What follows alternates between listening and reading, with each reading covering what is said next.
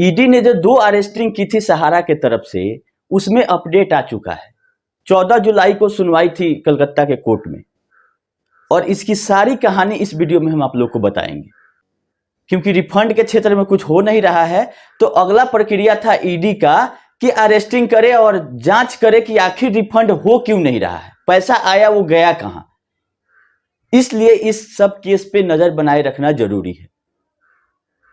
Top management के कोई अभी गिरफ्तार नहीं हुए हैं, ये बात जान लीजिए। जो भी ये 2 लोग गिरफ्तार हुए हैं, एक ब्रोकर है और एक एग्जीक्यूटिव डायरेक्टर है, जो कि हमको नहीं लगता है कि डीन वाले डायरेक्टर हैं। इनका डीन से हमने चेक किया, मात्र एक कंपनी में 2019 में डायरेक्टर बने हैं। लेकिन जो इनका ये आपका क्राइसिस मैनेजमेंट टीम था एक, और उसके पहले था chairman core committee, chairman core management, 2 team चलता था सहारा में। सुब्रत राय के अंदर एक चलता था चेयरमैन कोर कमिटी, और उसके बाद क्राइसिस मैनेजमेंट टीम बना, उसके हिस्सेदार रहे हैं और एग्जीक्यूटिव डायरेक्टर के पद पर थे। जैसे एक मुंह बोला नहीं होता है कि डायरेक्टर बना देना अपना इंटरनल चीज।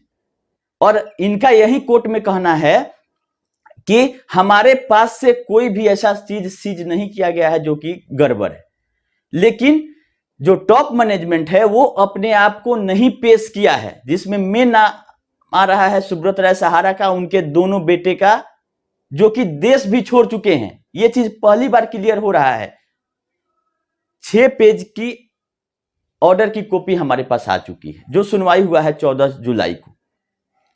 11 तारीख को इनकी अरेस्टिंग हुई थी 11:50 पे, और 12 तारीख को मजिस्ट्रेट के पास पेश किया गया। सहारा के तरफ से भी अपना दलील रखा गया है बहुत सारा कि लीगल इलीगल था, इनका अरेस्टिंग नहीं हो सकता था, जैसे कि हमेशा से सहारा करते आई है। लेकिन सारे चीजों को खारिज कर दिया है कोर्ट ने 14 तारीख को, और इनको 23/7/2025 तक के लिए ईडी के रिमांड पर भेज दिया है, जहां की इनसे रोज पूछताछ होगी।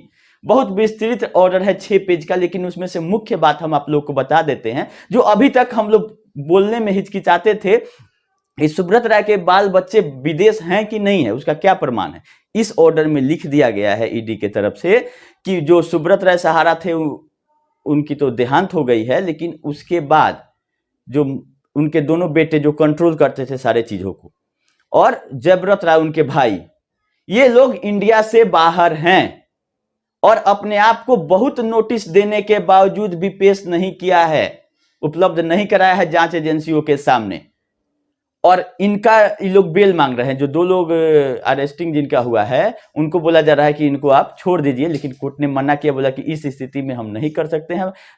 12 दिन का प्रेयर किया गया था, मतलब 11 को अरेस्टिंग हुई, 11 से 12 दिन का रिमांड मांगा गया था ईडी के तरफ से, वो अलाउ कर दिया गया। इसका मतलब है 23/7 तक इनसे पूछताछ होगी, अब फिर 23/7 को सुनवाई होगी, लाया जाएगा इनको कोर्ट में।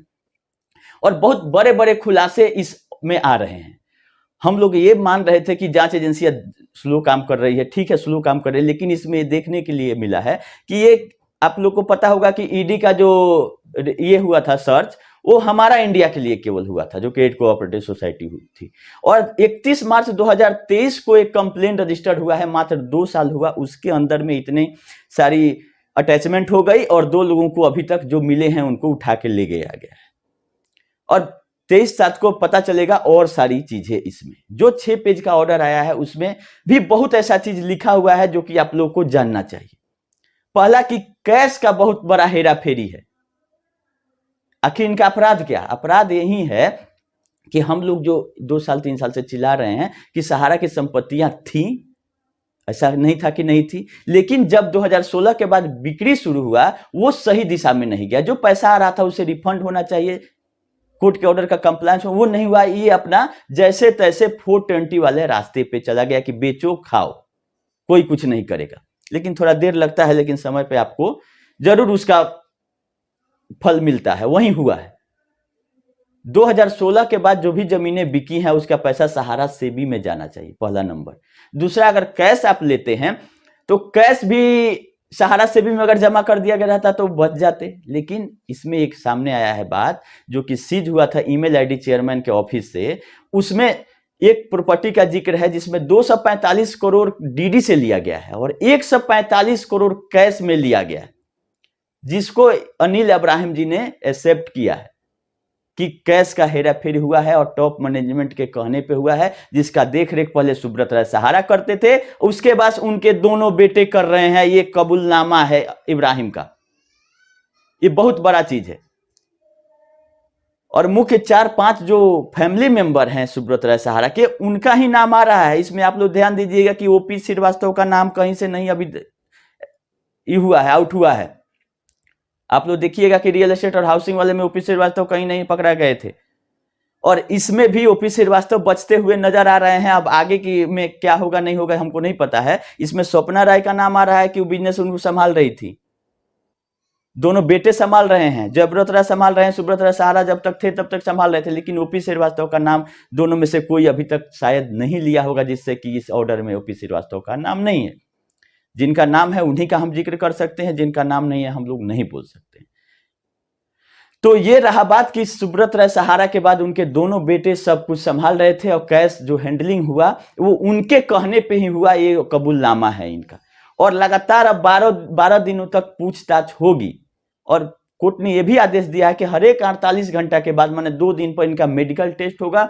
इनके वकील इनसे मिल सकते हैं, लेकिन वकील जब मिलेंगे तो इन्वेस्टिगेटिंग ऑफिसर जो हैं ईडी के, वो रहेंगे, इतना दूरी पर रहेंगे कि उनके बीच के जो बात हो रही है वो तो नहीं सुन पाएंगे, लेकिन मेंटेन करना है कि आपको उनके सामने ही वकीलों से मिलना है, नहीं तो सबूत मिटाने की भी कोशिश हो सकती है सहारा की तरफ से। इसीलिए कोर्ट ने बहुत ही बढ़िया ऑर्डर दिया है कि आप सब कुछ करिए, कोई दिक्कत नहीं है, लेकिन 4 से 5 डेली मिल सकते हैं इनके एडवोकेट, लेकिन वहां पे प्रेजेंट रहेंगे आपका इन्वेस्टिगेटिंग ऑफिसर ईडी के, थोड़ा दूरी पे रहेंगे। ये भी लिखा गया है कि उन लोगों में क्या बात हो रहा है नहीं सुने, लेकिन उनके सामने ही रहेंगे ताकि वो एक दूसरे को देख सके कि क्या ये लोग कर रहे हैं। नहीं तो बहुत ऐसा चीज होता है बड़े बड़े मामले में कि जैसे ही कोई गवाह पकड़ाता है तो गवाह को ही सबसे ज्यादा खतरा हो जाता है। तो इस बात को भी ध्यान में रखा जाना चाहिए कि ये लोग इतने बड़े खुलासे कर रहे हैं, और सीधा सीधी 145 करोड़ कैश जो मिला था, जो लिखा गया मुजफ्फरनगर और 2-3 जगह का जमीन का बिक्री से, जो कि ईमेल से पता चला है कि लमसम 50% अमाउंट कैश में इनका लिया जा रहा है, जो भी बिक्री हो रही है, और उसका हैंडलिंग करके उसको साइफन ऑफ किया जा रहा है, मतलब साइफन कर दिया कैश में लेके पैसा। कैश में लेके अगर सहारा सेवी में जमा किया रहता तो कहीं ना कहीं बचने का भी सवाल होता। तो यहाँ तो डीडी भी सहारा सेवी में नहीं जमा हो रहा है, जिसका सीआईडी ने रांची का अपना इसमें रिपोर्ट में दिया है। तो ये तो कैश है। जब सब कुछ सहारा सेवी या जमाकर्ताओं को वापस ही करना रहता तो सहारा फंसती ही नहीं। सब तो इसका चाल है। इसका 5 गुना संपत्ति कहाँ गया कि कैश हैंडलिंग करवा रहे हैं सीमांतो राय और सुशांतो राय। तो उन लोगों का भी नाम आना बहुत बड़ी बात है। और आप लोग इंतजार कर रहे थे कि सुब्रत राय मरने के बाद ये लोग मुंह अग्नि देने क्यों नहीं आए, इसीलिए नहीं आए। ईडी को तो आज पता चला, ये तो कर रहे हैं 5 साल से, 7 साल से, 10 साल से। ये तो जान रहे हैं कि आएंगे तो ईडी जाने नहीं देगी हमको इंडिया से बाहर। तो और कोई बहाना नहीं था। ये लोग क्राइम किए हैं, वो भी फाइनेंशियल क्राइम किए हैं, तो इन लोगों पे गाज गिरना ही था। अब देखिए कि अगला चाल क्या होता है। कुछ रवैये में बदलाव होता है सहारा के, या सब लोग अपना भगदड़ मचता है और भागने की और अपना पल्ला झाड़ने की कोशिश करते हैं। पकड़े तो बहुत जाएंगे। 12 दिन के जो इनको रिमांड पे लिया गया है, इनसे यही पूछताछ होगा कि और कौन कौन लोग शामिल है, पैसा गया कहां। ये पक्ष रखा गया कि इनको हम 12 दिन में पूछेंगे कि और कौन कौन लोग शामिल हैं। और जो लोग ये समझते हैं कि हम बच जाएंगे और अभी भी जियो सहारा जय सहारा कर रहे हैं, तो वो थोड़ा संभल जाए। ये जो दोनों लोग पकड़ाए हैं, एक ब्रोकर है और एक जो है एग्जीक्यूटिव डायरेक्टर, वो भी डीन वाला डायरेक्टर नहीं है, लेकिन ईडी लेके गई है तो कोर्ट ने बोला है कि ये लोग दोषी हैं, मिली भगत इन लोगों का है। तो जो पद पर है किसी न किसी रूप में सहारा में आज भी आओ, चाहे उससे वो कैसे बच जाएंगे। हम रीजनल मैनेजर और जोनल मैनेजर लोगों की बात कर रहे हैं कि अगर वो शामिल हैं कैश के हेरा फेरी में तो वो बचेंगे नहीं। वो लोग सावधान हो जाए। बहुत लोग सोचता है कि पकड़ाएंगे वो लोग, मैनेजमेंट में डायरेक्टर हम हैं नहीं। तो इन लोग में से कोई भी ऑफिशियली डीन वाला डायरेक्टर नहीं है, लेकिन कोर्ट ने मना कर दिया इनको बेल देने से कि नहीं, ये लोग दोषी। इन लोगों को जानकारी था कि जमाकर्ताओं का पैसा आ रहा है और उसका ये लोग घपला कर रहे हैं और कैश हैंडलिंग इनके द्वारा किया गया, ये जानते हुए कि ये गड़बड़ है। ये जनरल प्रैक्टिस इनका हो गया था। तो अभी हम इनको बेल नहीं दे सकते हैं, पूरा जांच होने दीजिए, जांच जारी है। तो ये बहुत ही अच्छा खबर आया है इस सावन के इस पावन महीने में कि इन लोगों पे कार्रवाई शुरू हो गई है, जिसका इंतजार हम लोग 5-7 साल से कर रहे थे। देर है अंधेर नहीं है, आप लोग ध्यान रखें। सब कुछ अगर मैनेज ही हो जाता, सब कुछ खत्म ही हो जाता तो ये देश और दुनिया चलता नहीं। जरूर आप 19-20 कर सकते हैं, थोड़ा बहुत ऊपर नीचे होता है हर एक बिजनेस में, लेकिन 10-20 नहीं होता है, या 5-20 नहीं होता, 19-20 चलता है। इसमें 5-20 है सहारा के काम, 5% सही और 15% गलत। तो इसीलिए जब गड़बड़ी हम लोगों के सामने आया था तभी हम लोग आवाज उठाना शुरू किए कि जल्द से जल्द इसमें नहीं होगा तो बहुत सारा पैसा ये लोग घपला कर जाएंगे। लेकिन जब ही से शुरू जितना सही उतना तो रोका जाए, अगर कहीं गया है तो उसको रिकवरी किया जाए और ताकि लोगों का भुगतान हो सके। और दूसरा एक अपडेट है कि हमारा आईए का जो है वो फाइनल हो जा रहा है, आजकल में आईए मेरा सुप्रीम कोर्ट में लग जाएगा। मेरा मेन प्रेयर है रिफंड से ही रिलेटेड, क्योंकि कार्रवाई और जो सजा है वो तो ईडी और एसएफआई ये सब कर ही रही है। हम लोगों का मेन है मकसद कि पैसा मिले, तो मैक्सिमम प्रेयर वही है जिससे कि मैक्सिमम पैसा लोगों का मिल सके। जो छोटी मोटी परेशानियां हैं पोर्टल की, ताकि एजेंट जिसमें फंस रहे हैं वो चीज नहीं किया जाए। हम लग जाएगा आईए का तो हम आप लोगों को प्रेयर दिखा भी देंगे कि क्या क्या हम लोग लगा रहे हैं। हमने पेमेंट कर दिया है अपने एडवोकेट साहब को, जो आप लोगों ने भेजा था। उसका अगर जरूरत जिनको पड़ेगा हम बैंक स्टेटमेंट भी देने के लिए तैयार हैं। उसमें जो भी पैसे आप लोग भेजे थे वो एडवोकेट के अकाउंट में जा चुका है। अब रहा बात की सुनवाई होगा नहीं होगा, ये कोर्ट के हाथ में। हम लोगों का जो बस में है कि हम लोग लगा दे, प्रेयर कर लें, तो वो हमने करवा दिया। अब अपडेट जैसा रहेगा हम आप लोग को बताएंगे। चाहे सहारा सेबी में भी हो सकता है कि सहारा कोई नया सगुफा लेके जाए सुप्रीम कोर्ट में। अब तो देख रही है कि चारों तरफ से घिर गए हैं, तो ये हो भी सकता है कि सहारा सेबी में भी डेट पड़ जाए, वो भी सहारा के प्रयास से, क्योंकि जब सहारा प्रयास करेगी कि सुनवाई हो जाएगा। आप लोग देखे होंगे सीआईडी ने 11 जुलाई को केस रजिस्टर्ड किया था वहां पे झारखंड में, 14 जुलाई को सुनवाई भी हो गया है। तो सहारा प्रयास करेगी, तो ऐसा नहीं है कि सुप्रीम कोर्ट से डेट नहीं मिलेगा। लेकिन अभी देखेगी कि और कोई रास्ता नहीं है तभी सुप्रीम कोर्ट में जाने का प्रयास करेगी, क्योंकि ये 12 दिन का जो पूछताछ होगी इन लोगों से, इसमें बहुत लोगों का नाम का खुलासा होगा। और जो भी ब्रोकर हैं, जो भी इसके हेराफेरी में शामिल है, सब लपेटे जाएंगे। अभी ईडी कोलकाता, ईडी पटना, सबका बारी धीरे धीरे आएगा। इसीलिए हम लोग चेता दिए थे पहले ही कि जो लोग जमीन खरीद रहे हैं, चाहे जो भी ब्रोकर इस गड़बड़ी में शामिल होंगे, सब पकड़े जाएंगे। थोड़ा समय लगेगा। अब तो जो जमीन खरीदे हैं, अगर ये प्रूफ हो जाता है कि 145 करोड़ कैश में लिया गया, तो देने वाला कहाँ था, कौन है, वो पैसा कहाँ से लाया, इनकम टैक्स इन्वॉल्व होगी, 200% पेनल्टी है कैश रिसीविंग में। तो देने वाले से भी तो पूछताछ होगी कि आपने जो लिया पैसा ही तो गछ लिए कि हमने लिया, दिया कौन, तो देने वाला के पास भी पहुंचेगी कि आपने ये पैसा कहां से लाके सहारा को दिया।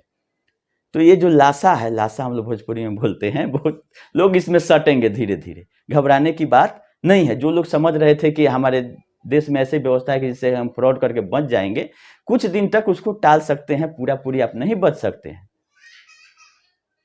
चलिए, जैसा अपडेट रहेगा करेंगे। अभी की वीडियो को लंबा नहीं करते थे, ये बहुत महत्वपूर्ण सूचना थी। हमारे पास ऑर्डर की कॉपी रात में ही आ गई थी, तो सोचे आप लोगों को अपडेट कर दे कि इसमें बहुत बड़ा खुलासा हुआ है कि देश छोड़ चुके हैं सुब्रत राय सहारा के दोनों बेटे और भाई। और बहुत नोटिस देने के बाद भी वो लोग सामने नहीं आ रहे हैं, जिसके चलते इन दोनों को उठाया गया है कि ये लोग भी संलिप्त थे और अवेलेबल हैं। तो ये लोग भरे, टॉप मैनेजमेंट भागे, बाद में गिरफ्तारी होगा। लेकिन जो नीचे के लोग हैं वो बहुत दिन तक अपनी गिरफ्तारी नहीं रोक सकते हैं, जितना लोगों का नाम लिया जाएगा। और क्योंकि ये तो टीम है, तो ये लोग का कहना है कि हम टॉप प्लेइंग 11 में नहीं है ये दोनों आदमी। लेकिन ईडी और इसके बीच में जो मैच हो रहा है, तो हम आप लोगों को बताए थे कि सलामी बल्लेबाजी ये लोग कर रहे हैं, करने गए हैं, तो उसमें captain, vice captain, wicket keeper सब लोग आएंगे धीरे धीरे। पहले इन लोगों को 12 दिन तक बल्लेबाजी करना पड़ेगा ईडी के सामने। ईडी बॉल फेंकेगी, इन लोगों को बोलेगी कि आप मारो, कहां मारते हो। अब कितना स्कोर ये करते हैं, ये देखने वाली बात है। और मेडिकल टेस्ट भी इनका हर एक 2 दिन पे कराया जाएगा कि फिट फाट है ना, और खाना दवाई सबका, दवा दारू का इंतजाम बढ़िया से किया जाए। ये कोर्ट का हिदायत है कि किसी के साथ कोई ऐसा नहीं किया जाए जो कि उसका मेन मतलब संविधान का उल्लंघन हो जाए। जैसे अब हर एक आदमी का अपना राइट है, तो उस सब चीज को ध्यान में रखते हुए इंट्रोगेशन करेगी ईडी। अब देखिए, बहुत ही इंपॉर्टेंट 12 दिन है। अगला 12 दिन का, जिसमें से 4-5 दिन बीत ही गया, एक सप्ताह बाद 23 तारीख को अगली सुनवाई इसमें होनी है। जैसा अपडेट रहेगा हम आप लोग को करते रहेंगे। अब देखते हैं कि कितना ही रन बनाते हैं, या आप बीच में ही आउट होते हैं, या आपका प्ले डाउन हो जाते हैं। जो भी है अपडेट हम आप लोग को आंखों देखा नहीं, आंखों पढ़ा कमेंट्री हम आप लोगों के सामने करते रहेंगे। सहारा और ईडी और बहुत सारे जो जांच एजेंसियों के बीच में जो चल रहा है अपडेट। अभी के लिए इतना ही, धन्यवाद।